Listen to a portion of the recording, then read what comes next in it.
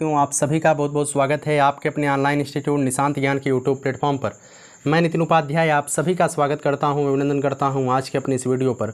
मित्रों, मैं ये वीडियो दोबारा से शूट कर रहा हूं। पहली वीडियो में जो है आवाज़ न आने की वजह से थोड़ी सी मुझे समस्या हुई, दोबारा से शूट कर रहा हूं। बहुत ही थोड़ा सा उस उद्वेग में मैं नहीं पढ़ा पाऊंगा जैसे मैंने पहले पढ़ाया था, लेकिन हाँ, पूरी की पूरी PDF में आपको लिखा गया है। दोबारा से आप इसे ज़रूर पढ़िएगा, निश्चित रूप से पढ़िएगा, क्योंकि किसी चीज़ को जितना ज़्यादा से ज़्यादा बार आप रिवीजन करेंगे उतना ज़्यादा से ज़्यादा चीज़ें आपको याद रहती हैं। ठीक है, तो इसमें जो है मैंने आपको बताया था कि ब्रिटिश काल में जो है आपको कल मैंने मैकाले के घोषणा पत्र से परिचित करवाया था।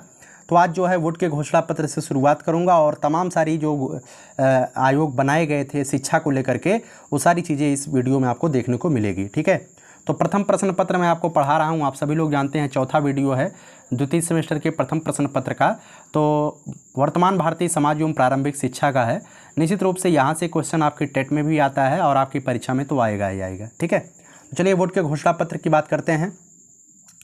ध्यान रखिएगा, 1853 में ब्रिटिश संसद ने एक संसदीय प्रवर समिति का गठन किया था।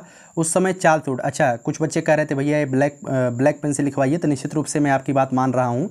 इसमें थोड़ी सी आपको डार्कनेस आपको नहीं दिखाई दे रही होगी, तो आगे से मैं जो सर लिख रहे हैं उनसे मैं कहूँगा कि रेड पेन का इस्तेमाल ना करें। ठीक है, तो Charles Wood board of control के अध्यक्ष हुआ करते थे। प्रवर समिति ने अपना रिपोर्ट बोर्ड ऑफ कंट्रोल को दिया, जिसके आधार पर बोर्ड ऑफ कंट्रोल ने एक पत्र ब्रिटिश संसद को दिया। वुड का शिक्षा घोषणा पत्र कहा गया। वुड के घोषणा पत्र की महाधिकार पत्र कहा जाता है, इसे मैग्ना कार्टा भी कहा जाता है। वही महाधिकार पत्र की अंग्रेजी होती है मैग्ना कार्टा। ठीक है, इसी के आधार पर कंपनी ने 19 जुलाई 1854 को अपनी शिक्षा नीति घोषित की।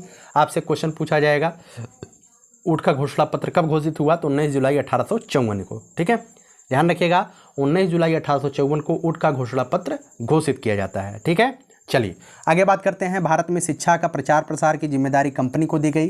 क्या क्या बातें थी इस घोषणा पत्र में, क्वेश्चन आपसे पूछा जाता है, इस वजह से ध्यान रखिएगा। ठीक है, भारत में शिक्षा प्रचार प्रसार की जिम्मेदारी अब कंपनी को दे दी गई। घोषणा पत्र प्राच्य साहित्य को अच्छा मानता था, किंतु शिक्षा का अंतिम उद्देश्य यूरोपीय साहित्य, धर्म, ज्ञान, विज्ञान को ही मानता था। ठीक है, वह प्राच्य साहित्य का मतलब होगा संस्कृत साहित्य को अच्छा मानता था, भारतीय साहित्य को अच्छा मानता था, लेकिन शिक्षा का अंतिम उद्देश्य अंग्रेजी को ही मानने लगा। शिक्षा का माध्यम अंग्रेजी होगा, निश्चित रूप से आप सभी लोग जानते हैं अंग्रेज है तो अंग्रेजी ही सिखाएंगे।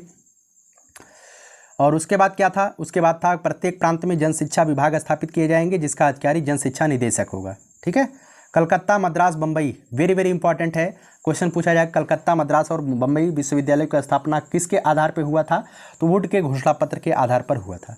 हायर सेकेंडरी स्तर तक भारतीय भाषाओं में शिक्षा दिया जाएगा। यह क्या है, मतलब कक्षा 8वीं तक जो है भारतीय भाषाओं का अध्ययन करवाया जाएगा। क्रमबद्ध रूप से विद्यालय की स्थापना की जाएगी। निस्यंदन का विरोध किया गया। मैं आपसे एक क्वेश्चन पूछना चाहूँगा, अगर आप चाहते हैं तो निस्यंदन के बारे में थोड़ा सा सर्च करके हमें ज़रूर बताइएगा कमेंट बॉक्स में। ठीक है, विद्यालय जो है धर्मनिरपेक्ष होने चाहिए। व्यावसायिक शिक्षा पर जोर दिया गया। ठीक है, तो उम्मीद करता हूँ आप सभी लोग समझ रहे हैं। वुड के घोषणा पत्र के क्या गुण थे, गुण दोष से भी आपसे क्वेश्चन पूछा जाता है, ध्यान रखिएगा। प्रथम बार स्वीकार किया गया कि भारत में शिक्षा की समुचित व्यवस्था करना कंपनी का उत्तरदायित्व है। ठीक है, इस बात को ध्यान रखिएगा। आगे बात करते हैं, शिक्षा को सुसंगठित तथा सुनिश्चित रूप दिया गया। ठीक है, शिक्षा के उद्देश्य का ध्येय निश्चित हो गया। नारी शिक्षा की ओर ध्यान दिया गया। ठीक है, शिक्षा को प्रथम बार रोजगार से जोड़ा गया। इसके पहले शिक्षा का उद्देश्य कुछ अलग ही होता था, मैंने बताया था। आधुनिक विश्वविद्यालय घोषणा पत्र की ही देन थी। आपने देखा कि बम्बई, मद्रास और चेन्नई में 3 विश्वविद्यालय इसी घोषणा पत्र से बने। अध्यापक प्रशिक्षण की व्यवस्था इसी घोषणा पत्र में होती है, इस बात को भी आप ध्यान रखिएगा। ठीक है, जो वर्तमान के समय में आप डाइट से BTC कर रहे हैं ना, इसका देन वही है। व्यावसायिक शिक्षा की ओर ध्यान दिया गया। निर्धन एवं योग्य छात्र को छात्रवृत्ति की सिफारिश की गई। ठीक है, ये तमाम सारे इसके गुण थे।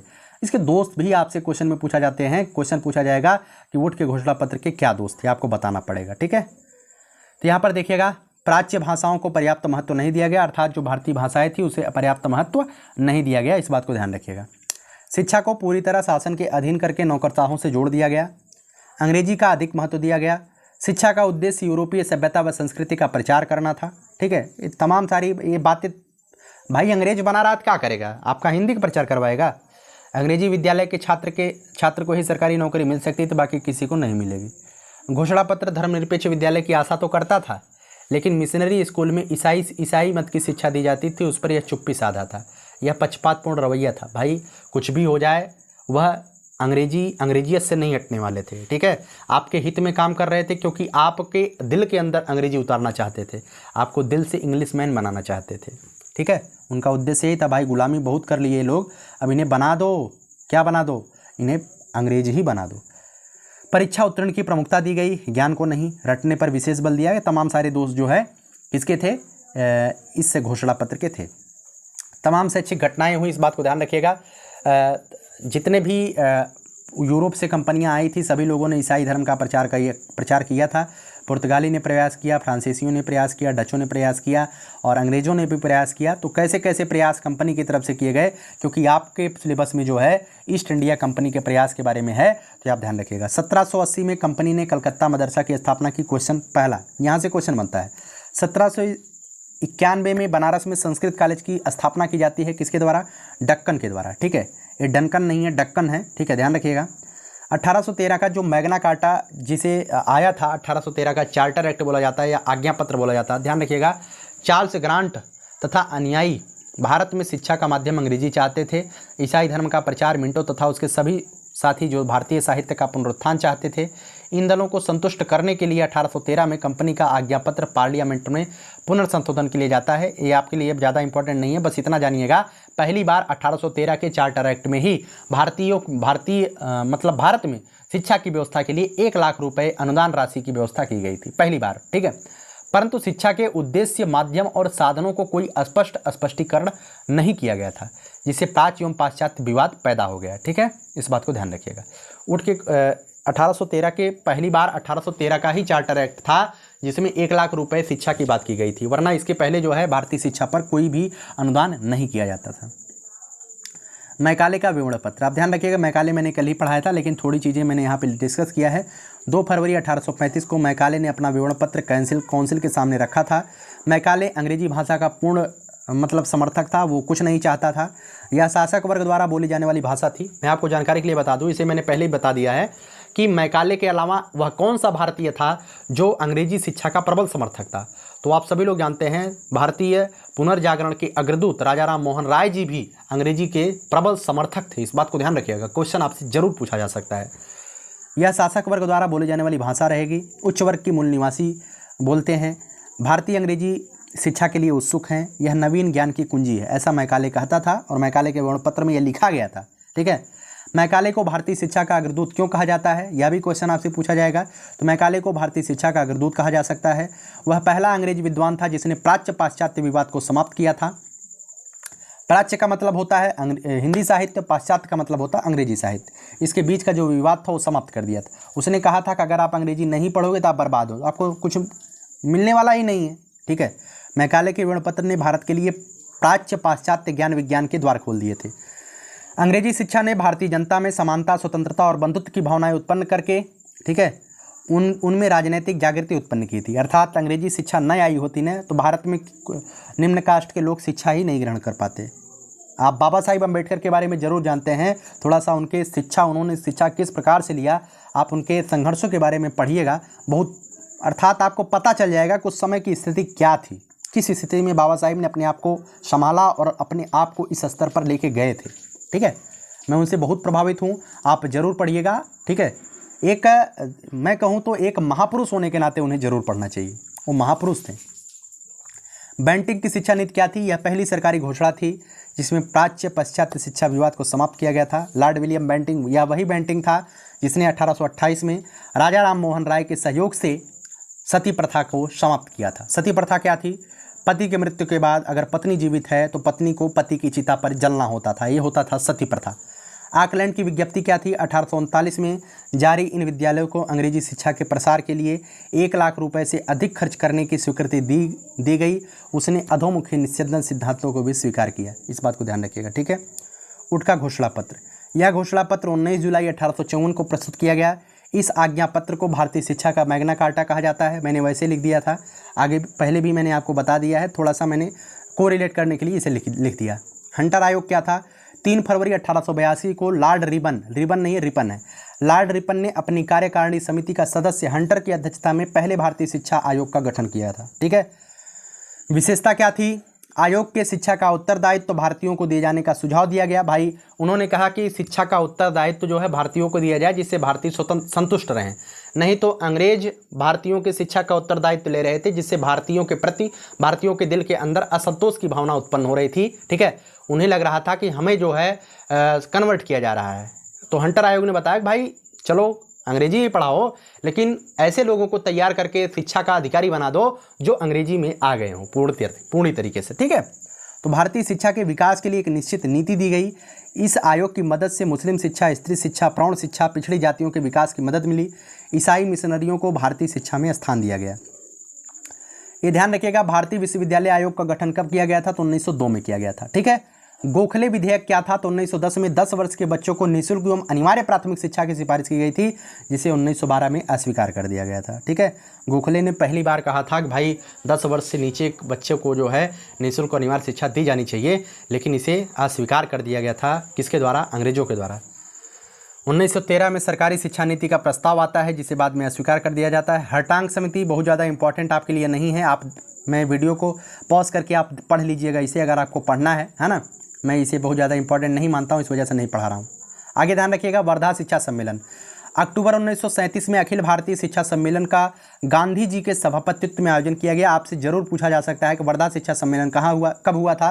तो अक्टूबर 1937 में हुआ था। किसके मतलब इसका अध्यक्ष कौन थे? तो बापू थे, अर्थात गांधी जी थे, है ना। इस बात को ध्यान रखिएगा। ये प्रस्ताव पास हुआ कि राष्ट्र के सभी बच्चों को 7 वर्ष तक अनिवार्य रूप से शिक्षा दी जानी चाहिए। ये अनिवार्य जो है कब पास हुआ? तो 1937 के वर्धा शिक्षा सम्मेलन में पास हुआ। ठीक है, विश्वविद्यालय आयोग का गठन कब हुआ? विश्वविद्यालय शिक्षा आयोग का गठन 1948 में हुआ था। किसकी अध्यक्षता में हुआ था? डॉक्टर राधाकृष्णन, जो भारत के पहले उपराष्ट्रपति थे। इस बात को ध्यान रखिएगा। तो विश्वविद्यालय शिक्षा आयोग का गठन 1948 में, लेकिन यहाँ पे जो लिखा गया इसे भी आप ध्यान रखिएगा। क्या लिखा गया है? कहाँ गया वो? एक मिनट देखते हैं। हाँ, भारतीय विश्वविद्यालय आयोग जब आएगा तो 1902 लगाइएगा। ठीक है, भारतीय विश्वविद्यालय आयोग, आपको कन्फ्यूजन हो सकता है, इस वजह से मैंने बताया। और विश्वविद्यालय शिक्षा आयोग आएगा तो 1948 लगाइएगा। कौन इसके अध्यक्ष थे? तो भारत के प्रथम उपराष्ट्रपति, जिनके हम जन्म दिवस पर हम क्या मनाते हैं? शिक्षक दिवस मनाते हैं 5 सितंबर को, तो उनकी अध्यक्षता में किया गया था। ठीक है, आगे बात करते हैं मित्रों माध्यमिक शिक्षा आयोग के बारे में। तो माध्यमिक शिक्षा आयोग की स्थापना कब हुई थी? तो 1952 में। 23 सितंबर 1952 को माध्यमिक शिक्षा आयोग का गठन किया गया था, जिसके अध्यक्ष कौन थे? तो डॉक्टर स्वामी मुदालियर थे, इसलिए इसे मुदालियर आयोग भी कहा जाता है। आपसे क्वेश्चन पूछा जाएगा मुदालियर आयोग क्या था? तो 1952 में, ठीक है, 1952 में माध्यमिक शिक्षा आयोग का जो गठन किया गया था वही मुदालियर आयोग था। ठीक है, उसे ही मुदालियर आयोग कहा जाता है। कोठारी आयोग कब क्या है? 1964 में कोठारी आयोग की स्थापना हुई थी। इसके बारे में बहुत ज़्यादा चीज़ें आपको जानकारी नहीं लेनी है, जहां आपको जानकारी लेनी है मैंने आपको बता दिया। 1964 में कोठारी आयोग का गठन हुआ था और कोठारी आयोग के अध्यक्ष DS कोठारी थे। बस आपको इतना ही जानना है, ज़्यादा नहीं। अगर मैं सब कुछ लिख दूंगा ना, मैं लिखवाने को तो लिखवा सकता हूँ पूरा का पूरा किताब, लेकिन मतलब क्या रहेगा 60 नोट्स और किताब में, है ना। तो थोड़ा सा अलग आपको जरूर देखने को मिलेगा 60 नोट्स में। कुछ चीज़ें जो इंपॉर्टेंट रहेगी वही चीज़ें आपको देखने को मिलेगी। ठीक है, अर्थात चलिए इस वीडियो को ख़त्म करते हैं। और मैं आपसे बताऊंगा, अगर आप पूरे के निशांत ज्ञान का सहयोग करना चाहते हैं और एक नोट्स लेना चाहते हैं तो डिस्क्रिप्शन बॉक्स में लिंक है। और एक प्राइवेट टेलीग्राम चैनल है, वो पेड है, पहले से बता रहा हूँ, ऐसा नहीं है कि पेड नहीं है, वो पेड है। अर्थात आपको कुछ पैसे पे करने पड़ेंगे, तब जा करके आप रुपए पे करने पड़ेंगे, आप उसमें ऐड हो जाएंगे। ठीक है, आसानी से ऐड हो जाएंगे। क्लिक करेंगे उस लिंक पर, डिस्क्रिप्शन बॉक्स में लिंक है, उस पर उस लिंक पर आप क्लिक करेंगे तो वह जो है मोबाइल नंबर मांगेगा। मोबाइल नंबर पे OTP डालिए, उसके बाद अपना नाम लिखिए। नाम लिखने के बाद आप जैसे ही पेमेंट कर देंगे, पेमेंट कैसे भी आप कर सकते हैं, गूगल पे से कर सकते हैं, फ़ोनपे से, पेटीएम से, भारत पे से, कहीं से भी आप कर दीजिए, हो जाएगा, कोई दिक्कत नहीं है। ठीक है, UPI से भी कर सकते हैं। करने के बाद आप तुरंत ही, जैसे ही आप करते हैं, आप टेलीग्राम ग्रुप में, टेलीग्राम चैनल है, ग्रुप नहीं है, चैनल है, उस चैनल पे आप चले जाएंगे। उस चैनल पे जो है पूरे के पूरे PDF करीने से एक एक करके आपको दिया जा रहा है। कोई भी आपको वहाँ पे कोई दिक्कत आपको नहीं होने वाली है। ठीक है, बहुत ज़्यादा फीस नहीं है, लेकिन कुछ हमारी बेसिक नीड्स थी। जब तक मैं अकेले कार्य करता था, मैं कहाँ लेता था आपसे पेमेंट वगैरह ना, लेकिन कुछ लोग इसमें काम कर रहे हैं, इस वजह से मुझे करना मजबूरी है, मैं कर रहा हूँ। जैसा भी आप समझिए, चाहे मुझे कुछ भी आप गाली दीजिए, चाहे जो भी करिए, लेकिन मैं कर रहा हूँ, मेरी बेसिक नीड्स है। ठीक है, और मैं आपको बता दूं, अगर आप यह भी नहीं ले पाते हैं, आपके पास इतना भी नहीं है, आप बहुत ही ज़्यादा गरीब टाइप के हैं, गरीब टाइप के नहीं भाई, कुछ लोग हो सकते हैं, किसी किसी के सामने मजबूरी हो सकती है, तो उसका भी मैं ऐसा नहीं है कि उनके लिए मैं नहीं कुछ करूँगा, मैं वीडियो जो है उनके लिए पब्लिक ज़रूर करूँगा। ऐसा नहीं है कि सारी की सारी वीडियो मैं पब्लिक कर दूँ, नहीं तो सारी की सारी वीडियो नहीं हो सकती हैं, कुछ वीडियो पब्लिक रहेंगे, कुछ वीडियो मैं प्राइवेट करूँगा, ठीक है। तो चलिए आप लोग ज़रूर ज्वाइन करिएगा उस ग्रुप को, उस चैनल को, जो टेलीग्राम चैनल डिस्क्रिप्शन बॉक्स में है, उससे आप निशांत ज्ञान का सहयोग भी करेंगे और उसके साथ साथ आपकी तैयारी जो है बहुत ही बेहतरीन होने वाली है, इस बात को ध्यान रखिएगा। और आपके जितने भी मित्र हैं, आप कहिए कि उस ग्रुप से जुड़ें, उसका फ़ायदा लें, आप ज़्यादा से ज़्यादा निशांत ज्ञान का सहयोग कर सकते हैं। अपने स्तर से आप करिएगा, मैं बहुत ज़्यादा नहीं बोलूँगा, क्योंकि बहुत ज़्यादा बोलना मुझे अभी मार्केटिंग बहुत ज़्यादा आती नहीं है, ठीक है। चलिए बहुत बहुत धन्यवाद। जय हिंद, जय भारत।